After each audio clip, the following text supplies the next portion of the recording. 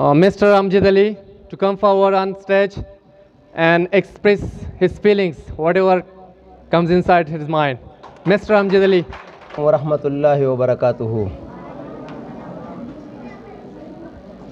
الحمد لله نحمده ونصلي ونسلم على من لا نبي بعد.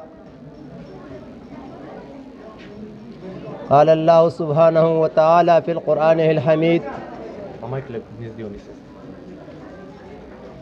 إنا أعطيناك الكوثر فصل لربك وانحر إن شانئك هو الأبتر.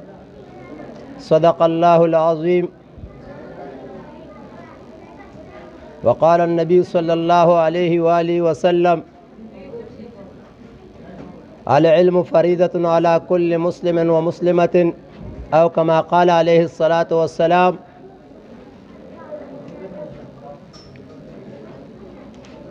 قابل احترام guests، قابل احترام students، د ټولو نه اول ستاسو ډیر زیات مشکور یم چې تاسو د دومره مصروفیت باوجود زمونږ د ادارې له ټایم ورک او موږ ته حاضري وکړه. انشاءالله دا به ستاسو اخلاص وي، دا به ستاسو مینه محبت وي، او حقیقي خبره داره چې دا همداسې ده. یعنې په دومره مصروفیت سره دنیا نن سبا صرف او صرف د مصروفیت کور ګرځېدلی د هر انسان دپاره. خو د افسوس خبره دا ده چې مصروفیت او مشغولیت او محنت I think چې دا 95% only for the world, not for آخرت. الله دې وکړي چې زمونږ او ستاسو د ټول امت او د ټول انسانیت مقصد آخرت جوړ شي. کله چې د انسان مقصد د الله پاک رضا جوړ شي، الله جل شانه هغه ته په دنیا او په آخرت کې کامیابی ورکوي. ځکه الله جل شانه فرمایي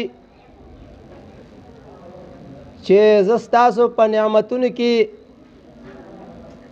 برکت اچوم او دا ډېروم په شرط دې سره چې تاسو شکر گزار شئ. زمونږ او ستاسو اولاد د الله پاک نعمت او رحمت دی.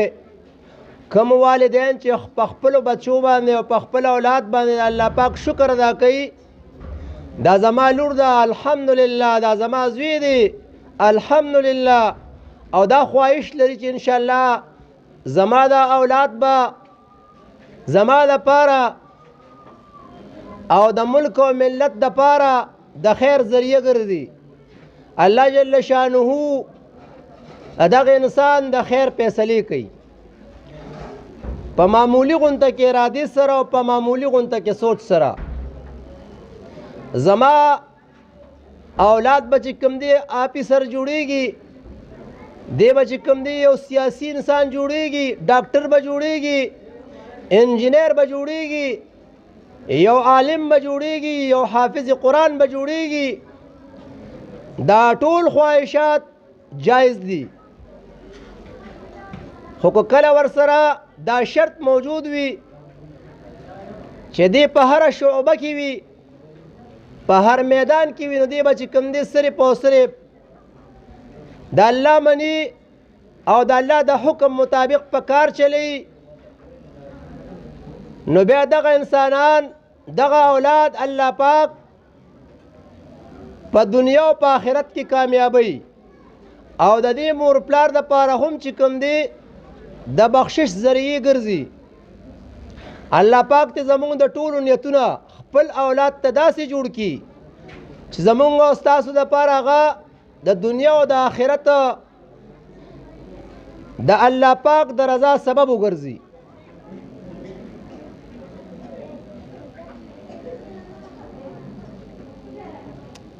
د دې سکول بنیاد غالباً په 2000 2001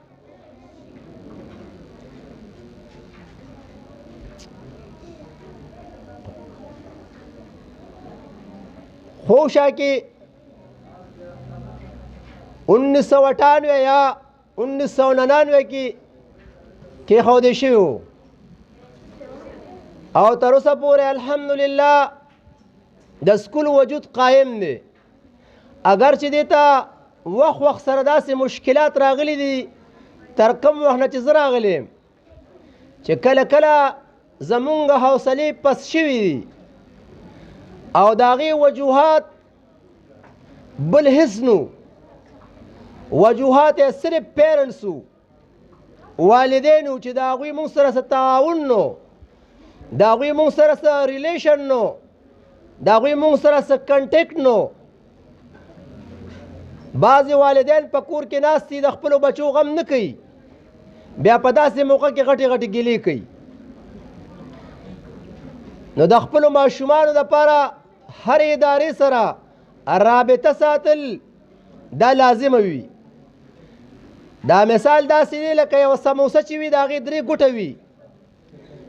دغه حساب دا سټوډنټ، دا مور او پلار او دا استاز که کله د سموسې یو ګوټ نه وي بیا ورته څوک سموسه نشي ویلی او نه د سموسې شکل پیش کوي.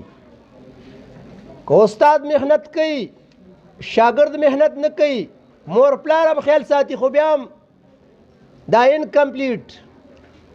سټوډنټ محنت کوي، مور پلار محنت کوي، استاد محنت نه کوي، انکمپلیټ. سټوډنټ محنت کوي، ټیچر محنت کوي، اداره محنت کوي، مور پلار محنت نه کوي، انکمپلیټ. لہذا دا 3 واړه فرقې چې کوم دي دی به محنت کوي، دی به کوشش کوي، یو بل سره به تعاون کوي. زمونږ په سکول کې د ډېر وخت نه داسې سیسټم شروع دی چې هغې ته کو ایجوکیشن ویلی شي. په یو کلاس کې جنکۍ ولکان ناست دي، دا نه د معاشرې دپاره مناسب خبره ده او نه زمونږ دپاره مناسب خبره چې مونږ داسې کوو. خو که داسې نه کوو په دې کلي کې داسې زمونږ په شان غریبانان خلک شته چې د هغوی اولاد به د تعلیم نه محرومه پاتې شي. د هغې دپاره مونږ خپل وس مطابق هغوی ته په کلاس کې پارټیشنز کړي دي. د هغې هم څه جواز نه جوړېږي بلکې داسې به ویو چې زمونږ غاړه بند ده. الله پاک په زمونږ نه دا تپوس کوي او که په نیت باندې فیصله کوي نو هغه د الله پاک کار دی. مونږ دا اراده کړې ده انشاءالله چې د دې سیشن نه کلاس 6 نه واله 10 پورې د دې میل او فیمیل په بیل بیل رومز کې ناست دي. خدا په دې سره کېږي چې د پیرنټس تعاون به مونږ سره وي، ځکه چې تر اوسه پورې به دوی ته د 4 ټیچرانو ضرورت و، نو چې کله دا کار شو دوی ته به د 8 ټیچرانو ضرورت وي. نو مونږ به داسې نه کوو چې زمونږ به فرض که 100 روپۍ فیس مونږ به 300 روپۍ فیس اخلو، داسې به نه وي انشاءالله. خو که کله دا شی له 100 روپۍ زیاتېږي هغې ته به غاړه ږدو او دا واحد هم ستاسو د بچو دپاره دی. ستاسو بچي خو هم دي، زمونږ بچي هم دي جي، مخکې زمونږ بچي دي رستو ستاسو بچي دي. یعنې تاسو داسې وایه مخکې زمونږ بچي دي مونږ ته وایه بیا ستاسو بچي دي. نه جي دا غلطه ده، دا مخکې زمونږ بچي دي بیا ستاسو بچي دي. او دا مونږ په دعوې سره ویو چې دا همدغه حساب ده. اگر چې دا ستاسو نه پیدا دي تاسو بیا خیال ساتئ، خو انشاءالله مونږ داسې کوشش کوو، دومره محنت کوو چې مونږ په دې خبره باندې فخر کوو چې زمونږ هر شاګرد به انشاءالله د اخلاقو نمونه وي. زمونږ هر شاګرد به انشاءالله په هر یو فیلډ کې یو داسې نمونه وي چې هغه به ښکاري. د دې سکول نه ماشاءالله داسې شاګردان تلي چې اوس ډاکټران دي، اوس انجینران دي، تاسو یې پیژنئ. او ماشاءالله زمونږ د سکول چې کله په 2017 کې های سکول شو مونږ د بورډ امتحان ورکو، زمونږ نه خپل خال شته او نه وو او نه ورته په آینده ټایم کې څه اراده نه خال شته. انشاءالله زمونږ دا بچي په هر حال کې امتحان ورکوي او په دې تحصیل کې چې کوم دی د 2017 نه واله تر 2021 پورې څومره رزلټ د بورډ راغلی دي یوه خبره پټه وي چاته پته نه لګي. تاسو نیټ له ورکې د اسلامیک ماډل های سکول بهادر خان کلشیرپور رزلټ راواله په خپل وګوره ان شاء الله په تحصیل کې به نمبر 1 رزلټ د اسلامیک ماډل سکول چې دا بیکاره سکول تاسو ته ښکاري او تاسو خلک وایي مونږ خپل بچی سټانډرډ سکول ته بوزو مونږ خپل بچی پلانکی سکول ته بوزو بېشکه تاسو ته حق حاصل دی د خپلو بچو دپاره بهترین ځای کتل پکار دی خو زم نه د په دعوې سره انشاءالله دا وایم چې په ډسټرکټ 400 کې نه په غونډه کې پی کې کې به انشاءالله زمونږ د سکول په شان دی چې کوم دی سکول میلو نشي انشاءالله که خیري څنګه چې وختي ملګرو وي چې بار چې کوم دی د خلکو ایډورټایزمنټس وي بار د خلکو شوشا وي بار د خلکو اشتهارات لګېدلي وي مونږ اشتهار نه کوو زمونږ ایډورټایزمنټ زمونږ سټوډنټس دي زمونږ سټوډنټس به انشاءالله په هر ځای کې زمونږ ایډورټایزمنټ کوي دی به انشاءالله زمونږ دپاره اشتهار وي او انشاءالله دا اداره به الله پاک کامیابوي الله پاک د انسان په نیت باندې چې کوم دی فیصلې کوي زمونږ چې کوم منیجنګ ډایرکټر د سکول اونر دا هغوی دا والله واله زما دلته کم از کم 15 سال یا 14 سال شو زه ته د هغوی په ځای باندې قسم خورم قسم که دې منیجنګ ډایرکټر صاحب او دې اونر صاحب ما ته چېرته په یوه میاشت کې چېرته په یو سیکنډ کې چېرته یو کال پس چېرته یو 15 یا 10 کاله پس ویلي چې وایه همدې د 100 پیسې راغلي دي 100 پیسې تللی دي زما څه بد شوي دي البته ما به ورته ویلي وي کمره جوړول غواړي د بیل پیسې نشته د استاد پیسې پاتې شوي دي الله پاک دې خوشحاله ساتي هغه په هغه وخت سره هغوی هغه هر څه برابر کړي دي مونږ خلک وایو سکول بزنس دی واقعي چې بزنس دی د دې نه بل ښه بزنس نشته خو چونکې د سکول مالک د بزنس په نیت سره نه روان کړی د هغوی چې کوم نیت یو کومه اراده ده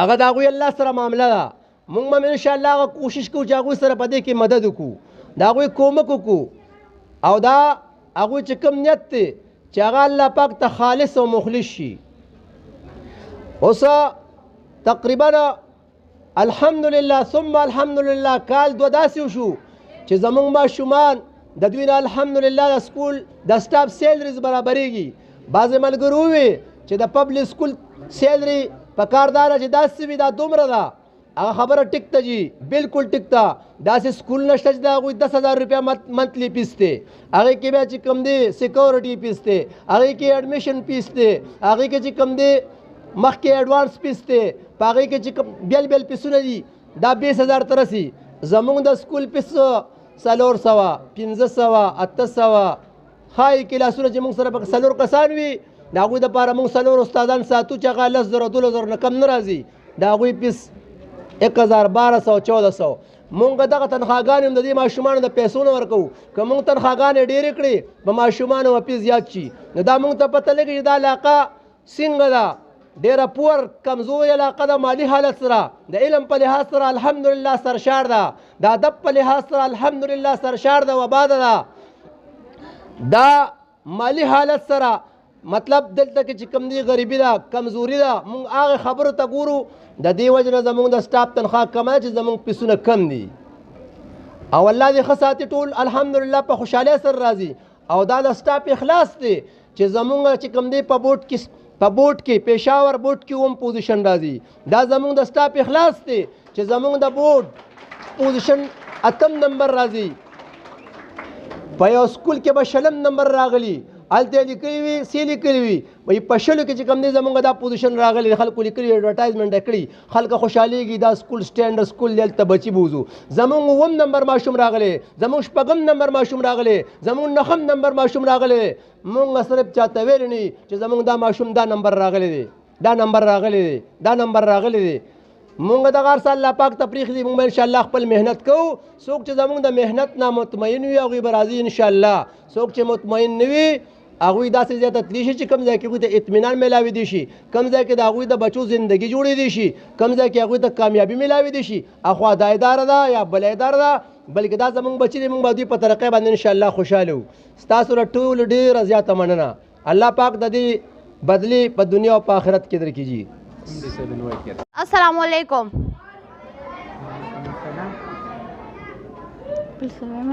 start come हजरत मोहम्मद सल्लल्लाहु अलैहि वसल्लम की पैदाइश का दिन क्या है? Audience answer.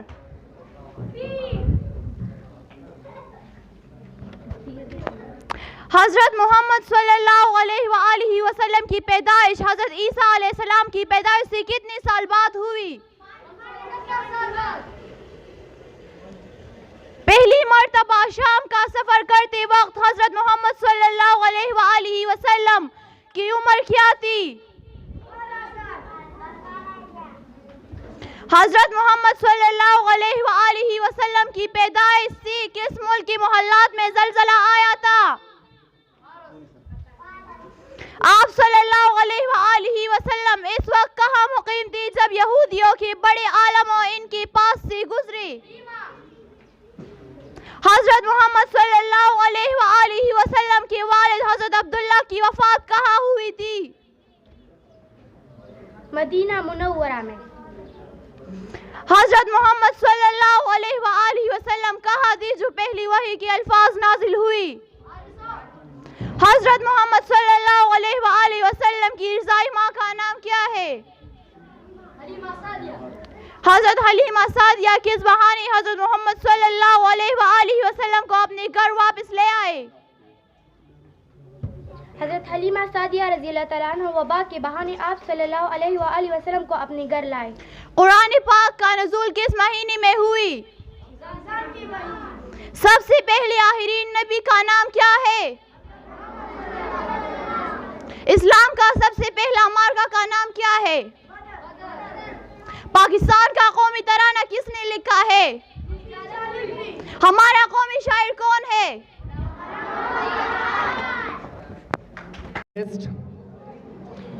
The Assistant Director, Baitul Mal, Mr. Zahirullah sir, to come forward on stage and express his views. ټول ناول خو زه د پرنسپل صاحب او د دې ادارې ایم ډي صاحب جناب لطیف صاحب او د ټول سټاف شکریا ادا کوم چې دوی داسې یو پروګرام ارینج کړ د ریزلټ په موقع باندې چې په هغې کې والدین ته هم حصه ورکړه، موږ ته هم دعوت راکړه. زه به حیثیت پیرنټ فادر آف سټوډنټس دې وجې نه ما شرکت کړی دی چې زه هم وګورم چې دوی هر کال دا پروګرام ارینج کوي چې دا څنګه وي. نن دې پیره ما خپله باندې وی چې په هر صورت زه به دا پروګرام اټینډ کوم. زه د دې پرنسپل صاحب ته خراج تحسین پیش کوم چې دوی هر کال عمده قسم رنګارنګ تقریب انعقاد کوي او په هغې کې والدینو ته هم دعوت ورکوي. خوږو ماشومانو زه څه خبرې د بچو په باره کې کوم او هغه دا چې دا اداره قائم شوې ده نو دا د یو خدمت او جذبې په انعقاد شوې ده او که چېرې فرض که د دې بزنس مراد وی نو کیدای شي دا وختي ختمه شوې وی. خو زه د دې ادارې د اسټیبلیشمنټ دپاره هم لطیف الرحمن صاحب ته خراج تحسین پیش کوم چې د دې په برکت باندې نن الحمدلله په هر ځای کې ډیر قابلان ماشومان موجود دي او د هغوی یو نوم دی په های سکولونو کې او په کالجونو او په یونیورسټو کې. زه به اول د خپلو بچو خبره وکړم چې الحمدلله زما چې څونه بچي دي هغه ما هم دلته رالیږلي دي او هم د دې باغ نه پله پله شوي دي. زما مشر بچی په 10م کې الحمدلله 1000 نمبر یې اخیستی دي. ما ته پرېږده. زما مشر بچی 1000 نمبر یې اخیستی دي. دا هغې هلته کې نه دي زده کړی دا سبق بلکې دا هم د دې باغ پولو هم د دې باغ نه دا پله پله شوی دی. دغه شانتې بلې په 9م کې 494 نمبر یې اخیستی دي. زه داسې دغه کوم خیر زه ما واز دغه دی 494 نمبر یې اخیستی دي. نو دا 494 نمبر که په 9م کې هغوی اخیستی دي نو دا 2 کالو کې هغوی هلته نه دي زده کړی بلکې دا هم د دې سکول نه هغوی پله پله شوي د دې بنیاد هم دلته لګېدلی دی. درېیمه بچی مې اوس په 9م کې ده د سکول نه دا رپورټ راځي چې الحمدلله هغه په سکول کې د ټاپ بچی ده، نو دا هم د دې ادارې نه پله پله شوې ده. زه امجد صاحب ته او د هغوی سټاف ته خراج تحسین پیش کوم. الله نه سوال کوم چې خدای دې دوی له دې نیکې جذبې ډېره لویه بدله ورکړي. زما بچیانو څونه ملکونه او څونه قومونه یا یو کورنۍ هغوی که ترقي کړې ده هم د دې ایجوکیشن په وجه باندې کړې ده. اول زه خپل ځان والم، لطیف صاحب زموږ ملګری دی، کلاس فیلو هم دی، موږ د یو غریبې طبقې سره تعلق ساتو، خو الحمدلله د دې تعلیم په برکت باندې نن زه 18 ګریډ افسر یم. زه د یو غریب سړي زوی یم جي. دې نه